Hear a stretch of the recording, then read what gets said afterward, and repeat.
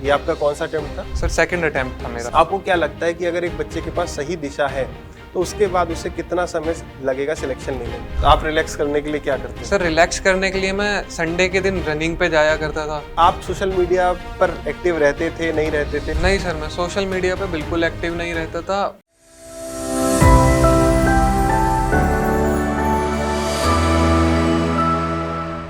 Hello everyone, सभी को नमस्कार। मैं अवधेश दीक्षित आप सभी का स्वागत करता हूं।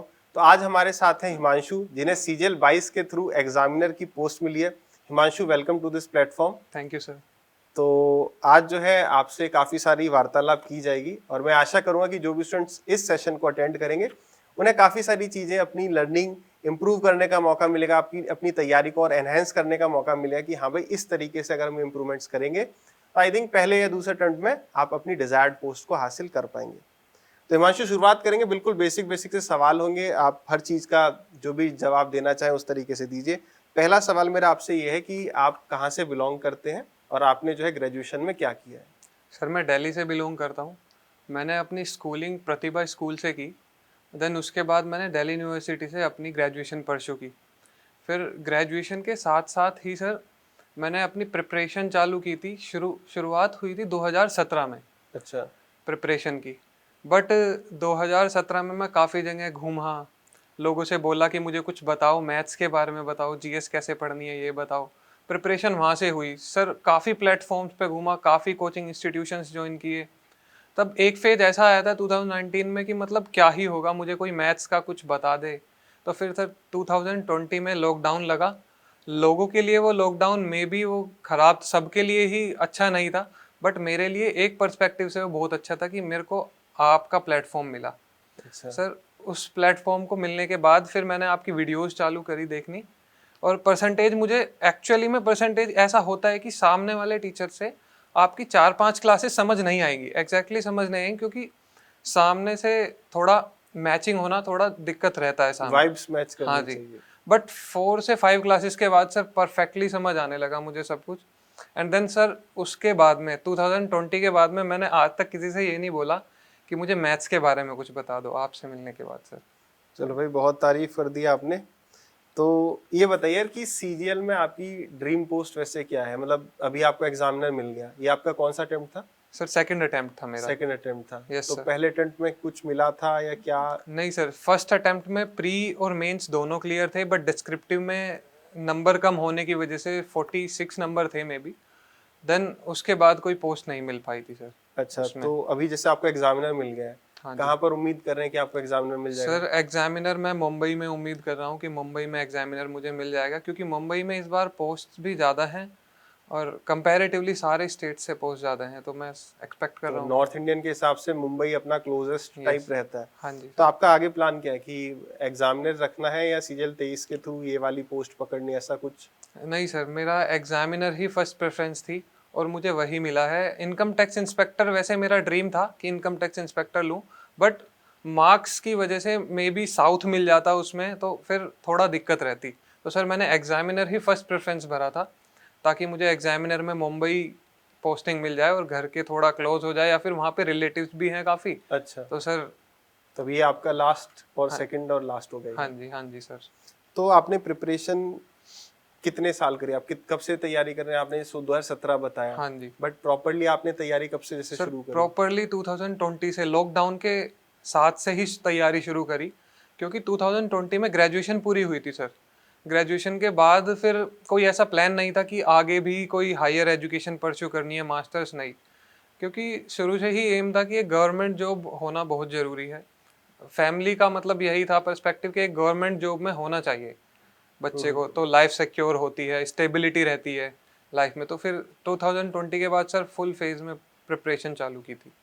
तो अपना क्या कहते हैं, जैसे आपने तैयारी शुरू करी, तो अब आपको क्या लगता है कि अगर किसी एक स्टूडेंट को सही दिशा मिल जाए, मेरे हिसाब से जितना मेरा अनुभव है वो ये कहता है कि एक सही दिशा कहाँ से पढ़ना है, किस प्रकार से पढ़ना है, वो पता करने में ही मेन टाइम जो स्टूडेंट का जाता है वो जाता है। हाँ जी तो एक स्टूडेंट को अगर वो दिशा मिल गई कि हाँ यार, मुझे जैसे अभी हमने जिनसे भी बात करी सब वही कि हाँ पीवाईक्यूज पर फोकस करना चाहिए, मॉक्स देने चाहिए, एनालिसिस करना चाहिए, लेकिन कई स्टूडेंट सोचते हैं कि यार पीवाईक्यूज तो सबके पास है वो किताब, सबके पास इसके अलावा कुछ मैं करूँ, कुछ हाँ जी एक्स्ट्राऑर्डिनरी करूँ।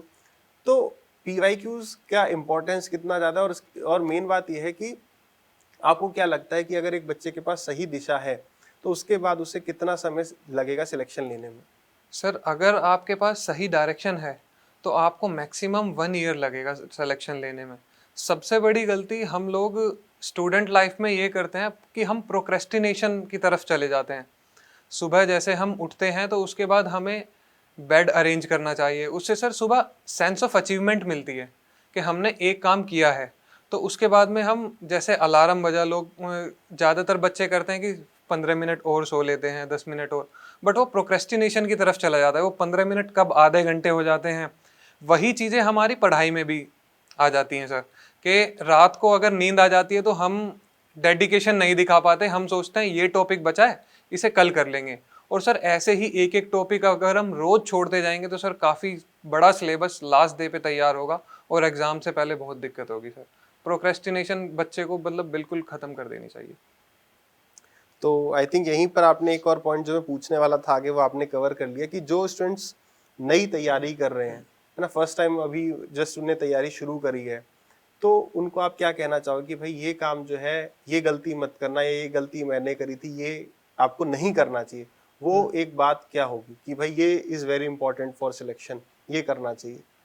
हाँ जी सर, बच्चे को कभी भी 4 चीज़ों की तरफ ध्यान नहीं देना चाहिए। मतलब एक डायरेक्शन होनी चाहिए उसके पास। सब लोग सब कुछ बोलेंगे, सबको बोलते हैं।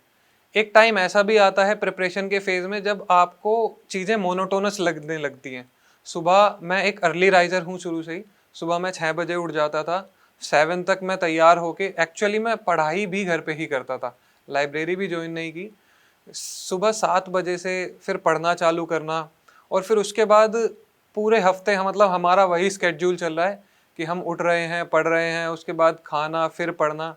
तो एक शाम ऐसी आएगी जब आप बालकनी पे खड़े होके ये सोच रहे होगे, आप बहुत इमोशनल हो जाएगा एक बच्चा। प्रिपरेशन के फेज में जनरली बहुत प्रेशर होता है, तो इमोशनल होना बनता भी है।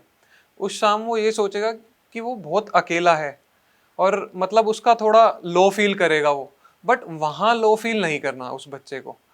हार्डनेस आएंगी बट उसके बाद के फ्रूट्स जो हैं वो और अच्छे होंगे सर भाई। तो मोटिवेट क्या चीज़ होती थी जो आपको मोटिवेट करती थी कि सर हायर सिलेक्शन के लिए एकदम मेहनत करनी है?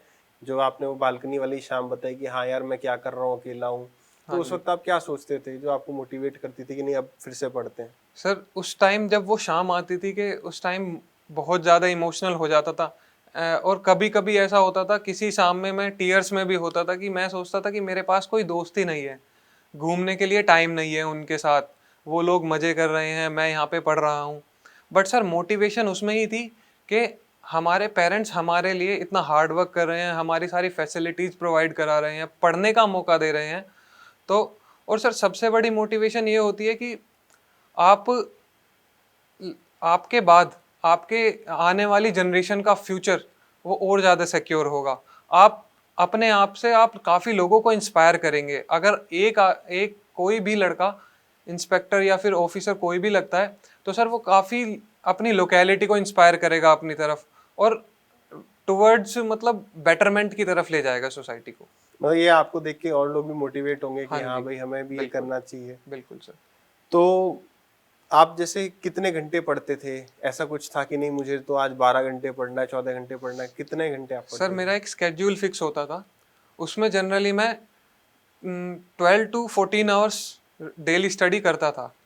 सुबह 6 बजे से 12:45 तक, फिर लंच, देन 1:30 से 3:30 तक, then 30 to 45 minute snap, and then 7:30 शाम के 7:30 तक पढ़ाई, और देन 8 तक डिनर, एंड देन फिर से 11:30 तक या 12 तक पढ़ाई करता था सर, तो ऐसा। कई बच्चे जो इस सेशन को देखे होंगे, यार मैं तो 12-14 घंटे पढ़ नहीं सकता, तो मुझे कितना टाइम लग जाएगा, सर कैसे यही क्या है? यही सर, मैं भी पहले इतना नहीं पढ़ पाता था, मैं भी लगभग एवरेज 6 to 7 आवर्स ही पढ़ता था। बट सर मैंने एक स्ट्रेटेजी बनाई थी। एक जापान और चाइना में एक वो चलती है, मतलब उनकी एक परंपरा है कि छोटी छोटी चीज़ों को लेके चलो और वो एक दिन आपको बड़ा रिजल्ट देंगी। तो मैं अपनी पढ़ाई में हर दिन के 5 मिनट ऐड करता चला जाता था सर। जैसे जब मैंने 2020 में प्रिपरेशन शुरू की थी, उस टाइम पे काफ़ी कोरोना फेज था, घर पे रहते थे सब, तो थोड़ा डिस्टर्ब होता था। तो उस टाइम पे मैंने शुरू किया था कि 6 से आज मैं 6:10 तक पढ़ूंगा, फिर अगले दिन 6:20, 6:30, बट नेक्स्ट डे मैं 6:40 नहीं पढ़ता था। फिर मैं एक हफ्ते बाद वो 10 मिनट्स और बढ़ाता था ताकि मैं 6:30 टाइम से कंपेटिबल हो जाऊं। तो सर धीरे धीरे 10 मिनट्स बढ़ा के आपको प्रेशर भी नहीं होगा, आपको पता भी नहीं चलेगा आपने कैसे अपनी स्टडी का टाइम बढ़ा दिया, और आप तो पढ़ने भी ऐसे लगे। तो ब्रेक्स खत्म भी हो सकते हैं, जैसे वो 5-5 मिनट में बढ़ाते जाऊंगा, मेरे को 6 से 7 पढ़ना था, फिर 7 से 8 मान लो मेरे को ब्रेक लेना था, तो अगर मैं 10-10 मिनट्स बढ़ाऊंगा तो एक दिन होगा जब 60 मिनट्स बढ़ जाएंगे, तो फिर सर बट एक लिमिट्स भी है, एक लिमिट भी होगी, आपको वो लिमिट पता होनी चाहिए कि आपको उस टाइम से उस टाइम वो दूसरा काम भी करना है, तो वो आप वहाँ पे उसे रोक सकते हैं और अलग टाइम बढ़ा सकते हैं। जैसे आप सुबह में मान लो 3 से 4 घंटे पढ़ सकते हैं, मे बी आप 8 से 11 पढ़ सकते हैं, तो आप 12:30 तक उसे एक्सटेंड करके छोड़ सकते हैं, 12:30 से आपका लंच कर सकते हैं आप, तो कुछ भी सर लिमिट्स। मतलब मेरे हिसाब से कि जो भी स्टूडेंट है वो अपने हिसाब से, अपनी लिमिट्स के हिसाब से एक क्राइटेरिया सेट करे। हो हाँ जी, सकता है आपने 12-14 घंटे हाँ पढ़ा, जी, कोई 8-10 पढ़ सकता है, तो उस हिसाब से उसका टाइम सिलेक्शन का थोड़ा सा ऊपर नीचे हो सकता है, बिल्कुल सर। बट अगर सही दिशा है तो वहां तक वो हाँ जी पहुंच सर, जाएगा। हाँ जी सर। बीच में जैसे की बात हुई थी कि मोनोटोनस, जो भी बच्चे तैयारी करते हैं उन्हें लगता है कि लाइफ मोनोटोनस हो रही है, तो उनको मैं बताना चाहूंगा कि जब आपकी जॉब लग जाएगी तो जॉब भी तो एक मोनोटोनस है, आपको 10 से 5 करना है। उसके अलावा जो आपके पास दिन में 1-2 घंटा आप कुछ भी एंटरटेनमेंट के लिए, चाहे अपने पेरेंट्स से बातचीत करते हो, खेलने जाते हो, कोई भी ऐसी फिजिकल एक्टिविटी वाली आप हॉबीज परस्यू कर सकते हैं, तो वो सारी चीजें करना है। वरना ऐसे तो जिंदगी सबकी मोनोटोनस है ही। अभी एटलीस्ट आपके पास इतना तो है कि यार सुबह आज मैं 8 बजे नहीं उठूंगा तो भी कोई दिक्कत नहीं, 9 बजे से पढ़ लूंगा। लेकिन जब आपको ऑफिस जाना है तो आपको 10 बजे जाना ही जाना है, आप उसका 11 करोगे तो आपको पहले ऊपर कॉल करनी है या पहले ही उससे पिछले दिन ही अप्रूवल लेना है। तो लाइफ मोनोटोनस है, उसमें आपको रंग तो खुद ही ढूंढने पड़ेंगे। बिल्कुल सर। और जनरली सर संडे एक ऐसा डे होता था जिसमें कि थोड़ा फन हो जाता था। जनरली बच्चों को ऐसा करना चाहिए कि 6 डेज तो आपने पढ़ाई कर ली पूरे मन से, बट एक दिन ऐसा भी होना चाहिए कि आप थोड़ा रिलैक्स फील करो, फ्री फील करो। तो आप रिलैक्स करने के लिए क्या करते सर थे? रिलैक्स करने के लिए मैं संडे के दिन रनिंग पे जाया करता था, दोस्तों के साथ गैदरिंग किया करता था सुबह के टाइम में सर। 2 PM तक मैं जो भी मुझे मिसलेनियस काम होते थे जिससे मुझे रिलैक्स हो, योगा करना, फैमिली से बात करना, क्योंकि संडे के दिन सब घर पे रहते हैं, तो फैमिली से बात हो जाती थी अच्छी। तो सर उसके बाद फिर मैं पढ़ाई शुरू कर देता था संडे के दिन भी। संडे के दिन मेनली मैं करंट अफेयर्स पे ज़्यादा फोकस करता था कि पिछले महीने की या उससे पिछले महीने की जो भी करंट अफेयर्स बनाई है वो मैं संडे के दिन रिवाइज कर लेता था, प्रेशर फील नहीं होता था और सारी चीज़ें हो जाती थी सर।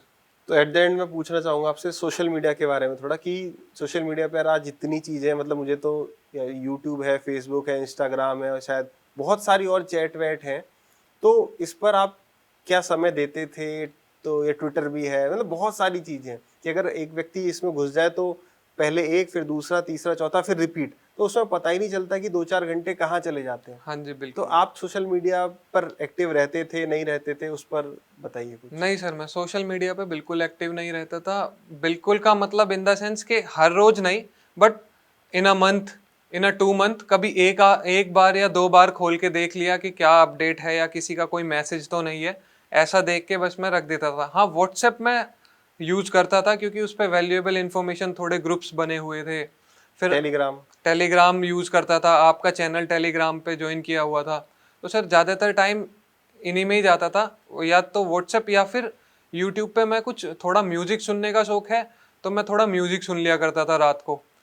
बट एज सच क्या कहते हैं, इंस्टाग्राम पे रील्स देखना और नहीं सर, शॉर्ट्स देखना, वो वाली चीज नहीं। नहीं सर, नहीं सर, बिल्कुल चलिए, नहीं। तो आई होप कि आपका जो आगे की जर्नी है जॉब में वो बहुत अच्छी रहे, और जो भी थैंक यू सर। स्टूडेंट्स ने सेशन देखा, आई थिंक हिमांशु की कुछ बातें जो है वो आपको किसी एक पॉजिटिव माइंडसेट के लिए प्रेरित करेंगी और आप भी आगे जो है सक्सेस पाए। तो फिर मिलते हैं नेक्स्ट सेशन में।